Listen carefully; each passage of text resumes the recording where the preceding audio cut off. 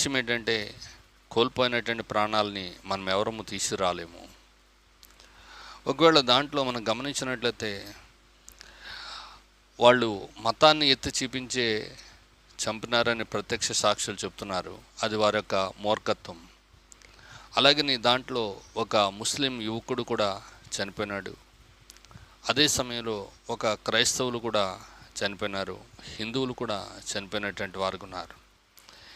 ఇక్కడ రిలీజన్ ఒకవేళ వాళ్ళు మతపరంగా వారు చేసి ఉండొచ్చేమో, కానీ మన దేశము మతానికి అతీతమైందనే సంగతిని భారతీయులందరూ కూడా గుర్తించవలసినటువంటి వారు ఉన్నారు. మనమందరం కూడా ఈ విషయాన్ని గుర్తించవలసినటువంటి వారు ఉన్నాం.